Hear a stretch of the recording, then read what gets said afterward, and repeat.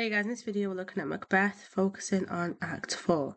So Macbeth seeks out the witches to demand more answers. They provide him with deceptive prophecies of apparitions that give him a false sense of invincibility.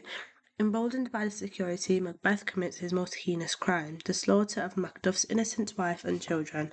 Meanwhile, in England, the forces of good, who are Malcolm and Macduff, unite to reclaim the kingdom. This act marks Macbeth's transition from a tragic hero to an irredeemable monster. A quick summary. So we have the ritual where the witches brew a foul position, double toil and trouble. The apparitions where Macbeth sees three visions that offer warnings and promises of safety. The massacre where Macbeth orders the murder of Macduff's entire family because Macduff fled to England. The test, where in England Malcolm tests Macduff's loyalty by pretending to be an even worse tyrant than Macbeth, and the resolution, where Macduff learns of his family's death and vows to turn his grief into revenge. Key quote 1 is double toil and trouble, fire, burn, and cauldron bubble. This is the witch's famous incantation as they create their spell. It has trochaic tetrameter and the specific rhythm stressed, unstressed, sounds supernatural and other, contrasting with the iambic pentameter. The heartbeat rhythm used by the human characters. Its repetition as it suggests a rhythmic, inescapable trap being set for Macbeth. A grade 9 analysis of this is that the witches are not just predicting the future here, they are manufacturing chaos. The ingredients of the cauldron, parts of sharks, lizards, and bird-strangled babes, represent a total subversion of the natural and human world. Shakespeare uses this to show that Macbeth is now fully immersed in a hellish reality.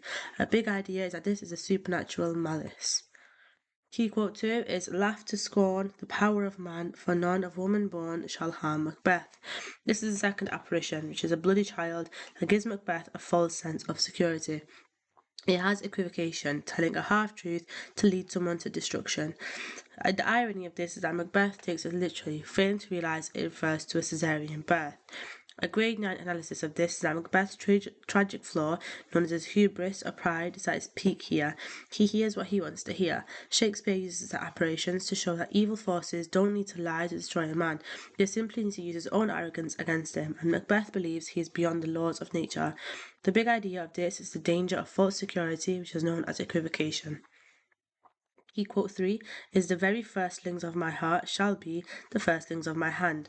Macbeth decides to act on impulse without any moral hesitation here.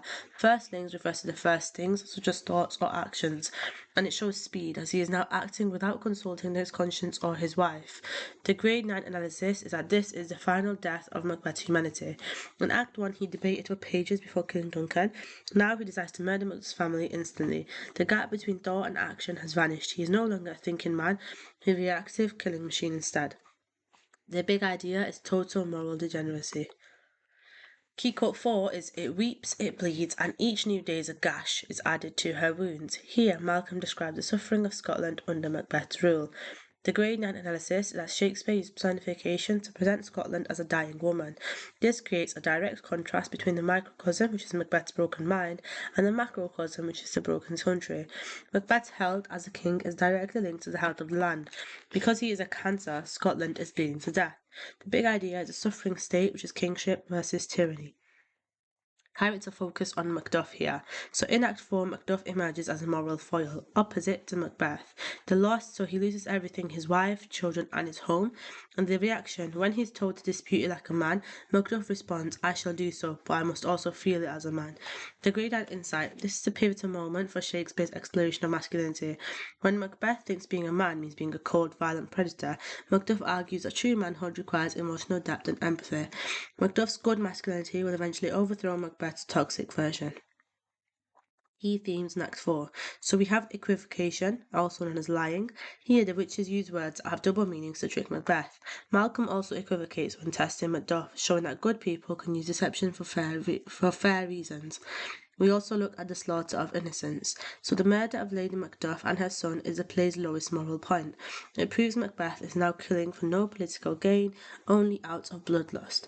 We also look at the divine right of kings. So we see the true king, Malcolm, in England, being supported by the saintly King Edward. This reinforces the idea that Macbeth is an unholy usurper.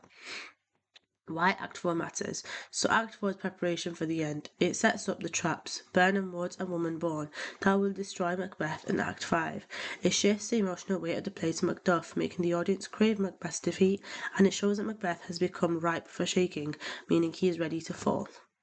A grade 9 interpretation of this. Shakespeare suggests that a tyrant's greatest weakness is his isolation.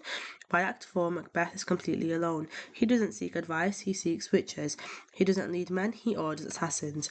The contrast between the scene in the witch's cavern, darkness, filth, chaos, and the scene in the English court, light, loyalty, and healing, shows that Macbeth has physically and spiritually removed himself from the human race. He has become a hellkite. Exam style paragraph. How does Shakespeare present the theme of the supernatural in Act 4? So in Act 4, Shakespeare presents supernatural as a deceptive and malignant force that exploits Macbeth's hubris. The witch's use of trocade or traminster during the cauldron scene, double, toil and trouble, creates an incantatory, ritualistic atmosphere that separates them from the natural world of the audience. Through the apparitions, supernatural forces utilize equivocation to provide Macbeth with a false sense of invulnerability. By claiming that none of Woman Born shall harm him, they provide a literal truth that masks a deeper deception. Shakespeare uses this to illustrate that the supernatural does not control Macbeth's fate, but rather mirrors his own internal corruption. Macbeth's willingness to laugh to scorn the power of man shows that his own pride, fueled by supernatural security, has become his ultimate undoing.